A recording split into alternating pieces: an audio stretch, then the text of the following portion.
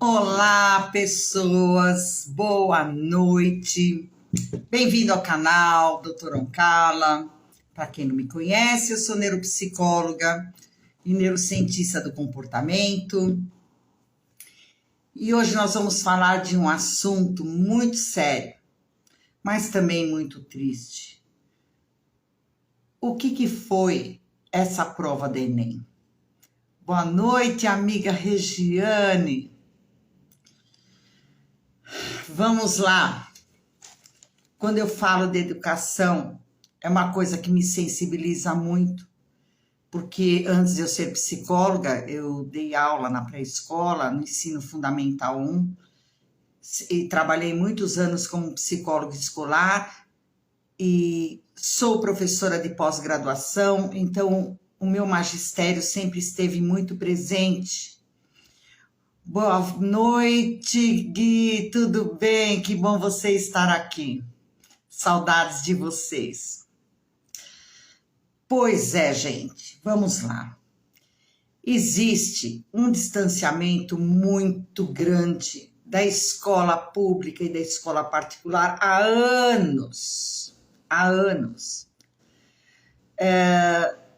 Que justamente, né, com essa necessidade de isolamento social de 2020 e 2021, fez com que isso ficasse ainda maior. E eu pensei, eu nunca tinha visto nada de Enem, isso não é da época de filhos meus. Eu nunca acompanhei, mas acompanhava educadores e acompanhava também pacientes que passavam pelo Enem e escutava algumas coisas, mas nunca tinha pego uma prova. E nesse ano eu peguei, porque eu tive uma paciente com déficit de atenção, que eu precisei fazer um parecer para ela ter um tempo a mais e também estar no espaço com menos estimulação para poder se dar bem.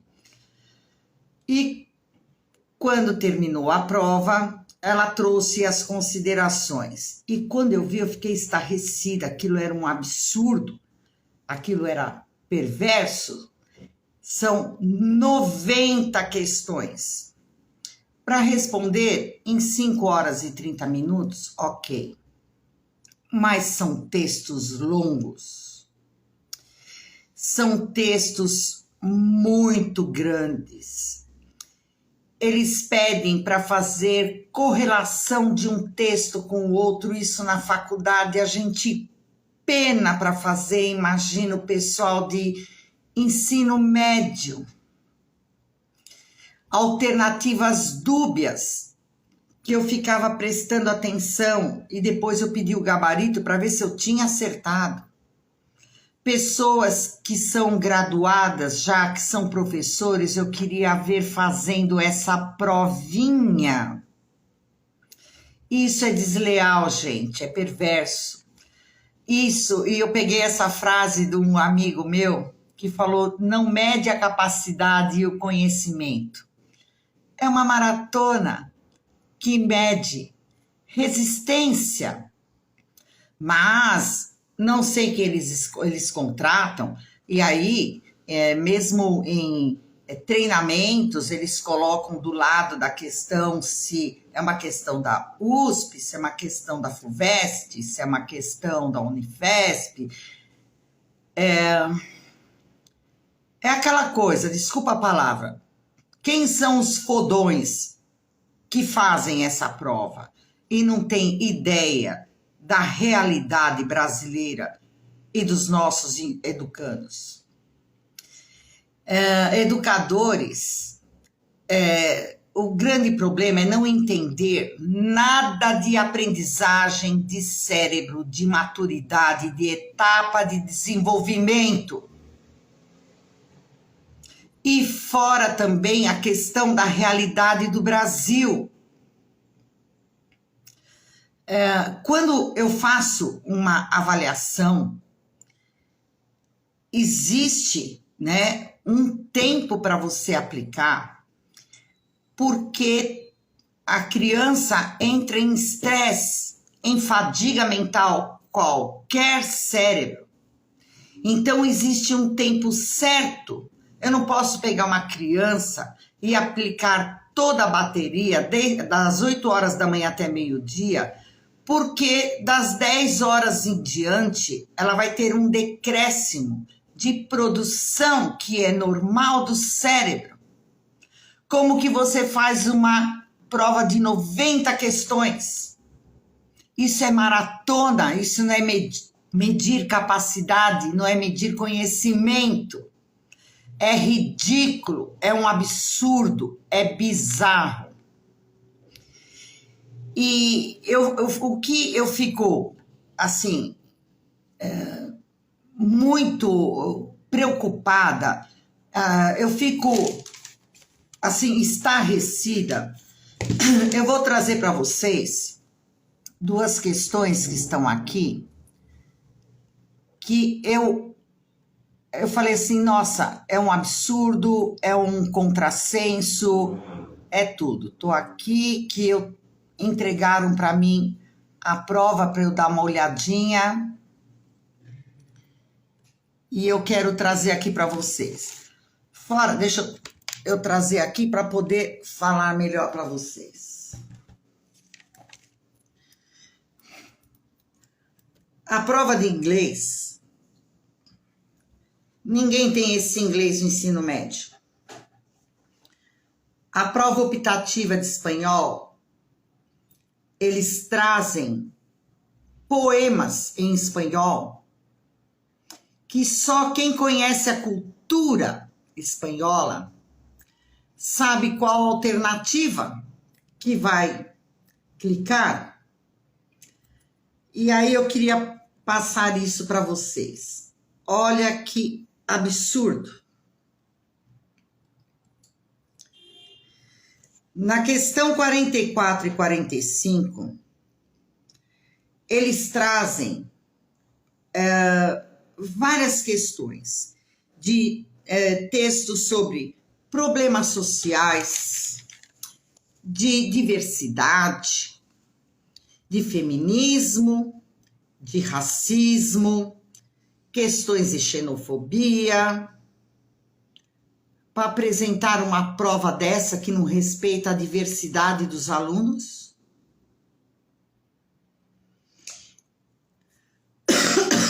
E na questão 44 e 45, eu fiquei lendo. E é um texto tão grande, tão absurdo, que você precisa voltar e ler outra vez, e as alternativas são cruéis. E eles pedem para você fazer uma correlação entre os 2 textos. Gente, o pessoalzinho de 16 anos não tem condições cognitivas de fazer correlação. Então, eu fico pensando, como que 70% de pessoas desprivilegiadas podem fazer essa prova? Aí entram as questões políticas. Ah, não, mas veja, há 15 anos o Brasil vem nessa defasagem. Sim, entrou outro governo e não fez nada. E quando chegou o isolamento, ninguém pôde estudar, ninguém conseguiu fazer nada. Nós temos uma defasagem desses alunos que vai, assim, caminhar por mais 2 anos. Ficaram defasados. Como que vocês trazem uma prova de Enem dessas? Porque o cérebro de crianças e adolescentes neurologicamente não conseguiam ficar 5 horas frente a uma telinha. E olha, quem tinha telinha, você pensa numa casa com pai, mãe e 2 ou 3 filhos. Vocês acham que tinha aparelhos para todos? Não, foi muito difícil. Fora o quanto que professores ganham muito mal e tinham que ir de máscaras às escolas para poder fazer as aulas em vídeo, porque é uma pobreza total. E aí que ficou evidente o quanto não investem em educação, o quanto não respeitam os alunos, o quanto os professores estão despreparados e o desfalque de material e recursos escolares. Ficou tudo muito evidente. E isso é deplorável, porque entra político e sai político e continua a mesma coisa. Todo mundo vai com camisetinha da cor da sua preferência fazer passeatas. Ninguém luta pela educação. É uma vergonha ficar puxando o saco de políticos que não fazem porcaria nenhuma e não entrarem, né, numa questão de bom senso, de reivindicarem uma escola pública e até uma escola particular melhor. Essa prova é extremamente elitizada. E é interessante que eles trazem aqui sobre diversidade os surdos, o ensino para pessoas com dificuldades, o ensino para pessoas que não têm acesso, comunidades que não têm acesso a nada, a educação, tribos, comunidades de pescadores. Como que vocês trazem todo esse texto de diversidade, de problemas sociais, de políticas públicas e fazem uma prova dessa, desrespeitando, né, a natureza, né, a condição de como hoje está um aluno por uma displicência de anos e por um desfalque que tiveram desse isolamento social. Vocês fazem essa prova? Vocês são ridículos. Eu acho que é a minha primeira live que eu estou sendo agressiva, mas é porque eu não aguento mais. É um absurdo. Quem foram esses megalomaníacos que fizeram as questões dessas provas? Quem foram os fodões para falar, olha que bonito que eu fiz? Não olhando para o aluno? Todo mundo saiu angustiado, mesmo com 5h30 não dando tempo. Eu tive que expedir pareceres para pessoas com TDAH, para pessoas com dislexia, para terem 1 hora a mais, né? Porque tem todo um sistema mais lento para fazer a prova, e isso é lei.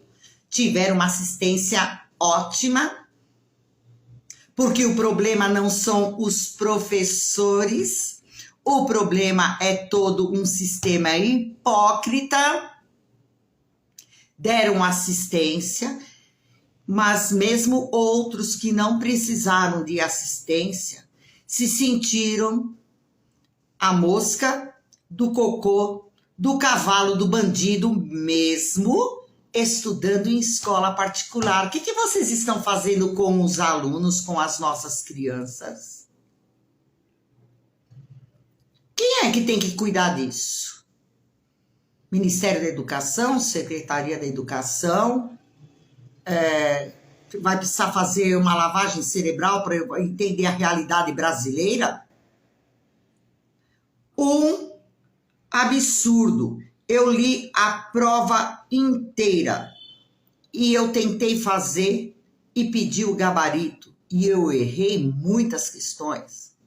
E eu tenho graduação, eu tenho 3 pós, eu tenho mestrado, eu tenho doutorado, eu leio políticas públicas, eu sou estudiosa de história, de geografia, de um monte de coisa. Por que precisam agredir tanto as nossas crianças? com 70% dos desprivilegiados. É um absurdo. Eu vou pegar aqui a questão 54 e vocês vão ver o absurdo que é. Vamos ver se vocês acertam. Eu quero também ver os professores aí de ensino médio, de faculdade. Cadê os fodões que conseguem ver isso aqui? Olha aqui que bonito, eu vou ler para vocês.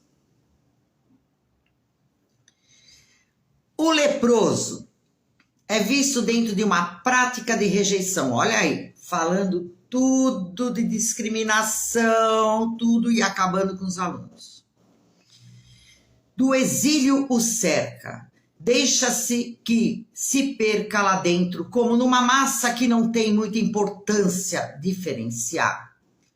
Os pestelentos são considerados num policiamento tático meticuloso, onde as diferenciações individuais são os efeitos limitantes de um poder que se multiplica, que se articula e se subdivide. Um moleque, uma menina de ensino médio, não dá conta desse parágrafo. O grande fechamento por um lado, o bom treinamento por o outro, a lepra e sua divisão. A lepra e sua divisão. A peste e seus recortes. Oi? Você tem ideia da carinha dos adolescentes falar assim? Ah? Uma é máscara, a outra analisada e repartida. Uau! Que bonito, né? Você vai ter que ler isso 3 vezes para entender o fundo disso, contexto. O exílio do leproso e a prisão da peste não trazem consigo o mesmo sonho político. Espera aí, sonho político? Qual sonho? O que eu tenho que correlacionar? Aí põe assim. Então vamos responder a esse texto. E são textos enormes. É que eu aqui não consigo reverter, eu não consigo mostrar para vocês. Mas entrem e peguem as questões da Inês, que é de cair o queixo. Aí traz assim sobre esse texto. Os modelos autoritários descritos no texto apontam para um sistema de controle que se baseia no formação de sociedade disciplinar, flexibilização do regramento social, banimento da autoridade repressora, condenação da defragação, da degradação humana, hierarquização da burocracia estatal. Meu, vocês estão doidos? Você acha que um jovem de 15, 16 anos tem condições de fazer isso daqui? Isso daqui, na faculdade, no 3º, 4º ano, é difícil, cara. Você precisa pegar 500 polos para poder analisar e falar, porque à medida que você olha, a impressão que te dá é que todas essas alternativas talvez estejam corretas. Assim, é um absurdo, chega a ser, eu não vou falar que é engraçado, porque não tem graça nenhuma, mas chega a ser um absurdo, chega a ser cruel, perverso. E aí o que eu fiquei embasbacada com essa questão 82 também. Eu tô lendo para vocês porque vocês não têm acesso. A dublagem é um novo campo a ser explorado pela inteligência artificial e há empresas dedicadas a fazer com que as vozes originais de atores sejam transpostas para outros idiomas. Ok. A novidade reforça a tendência da automação de postos de trabalho nas mais diversas áreas. Quando você fala em automação, o cara de escola pública já nem sabe o que é isso. tem potencial para facilitar a vida de estúdios e produtoras e, ao mesmo tempo, tornar mais escassas as oportunidades para dubladores e atores que trabalham com isso. A consequência da mudança tecnológica apresentada no texto é proteção da economia nacional, valorização da cultura tradicional, diminuição da força acadêmica, estagnação da manifestação artística, ampliação do desemprego estrutural.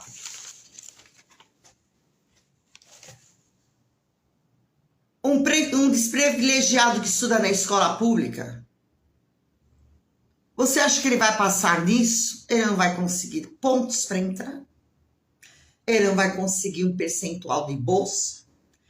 Quem vai conseguir isso é quem estuda numa baita escola particular e que come livro. Então, isso é um absurdo. E aqui você vê, eles falam de surdos. Eles falam de... A prova teve uma questão que falava para falar sobre os tribos e povos desprivilegiados, que são 26. Trouxeram que são 26, fale sobre eles. Fale sobre eles. Estabeleçam relações. Correlacione isso com as políticas públicas. Vocês estão loucos? Vocês estão loucos?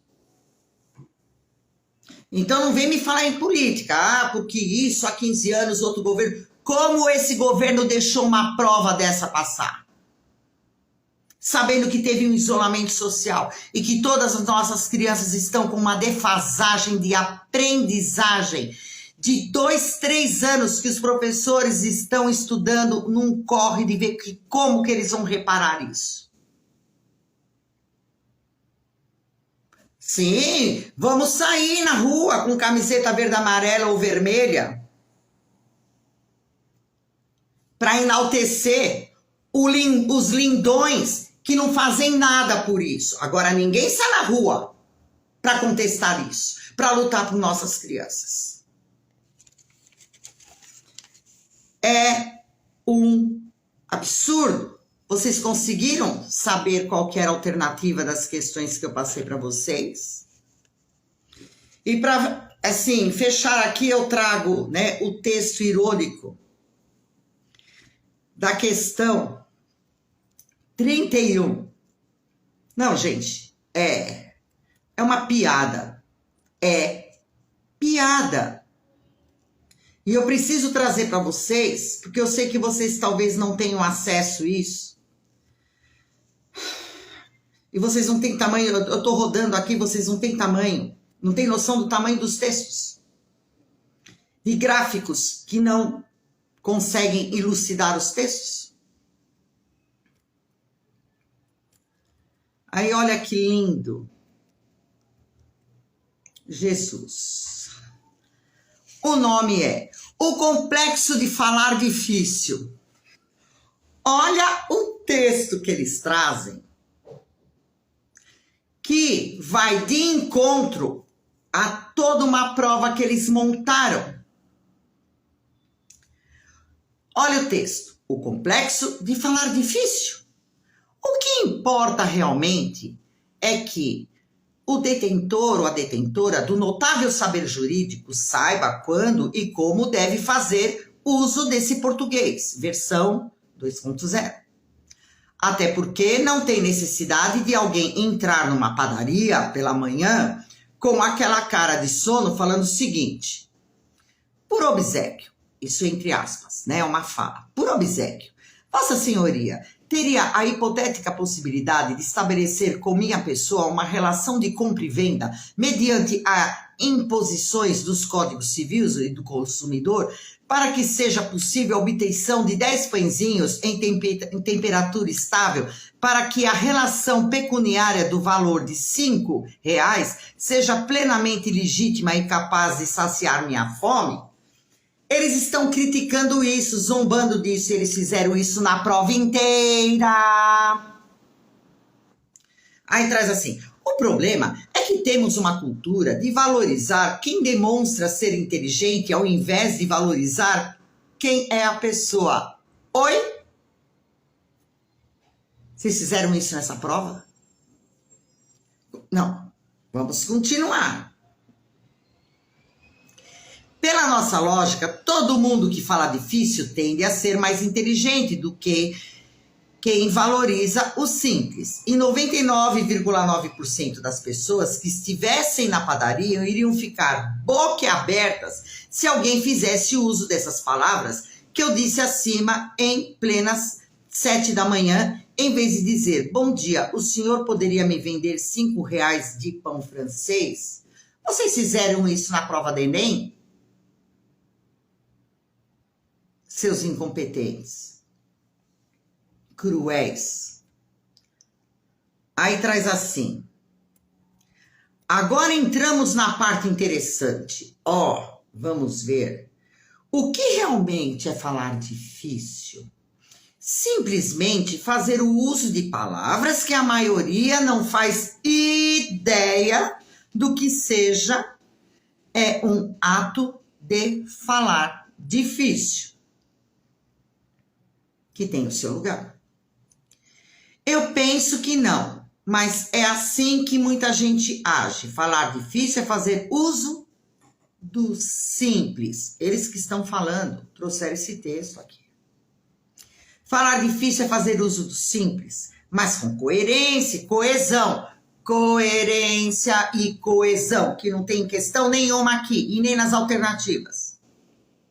Deixar tudo amarradinho, gramaticalmente falando. Né? Dá para o pessoal que montou essa prova do Enem ler esse texto? Ok. Falar difícil pode fazer alguém parecer inteligente, mas não por muito tempo. Inteligência não se mede com essa porcaria dessa prova. É claro que em alguns momentos não temos como fugir do português rebuscado, do juridez, do juriquês propriamente dito, como no caso de documentos jurídicos, entre outros. Perfeito! Então eu trago uma questão da Enem que desconstrói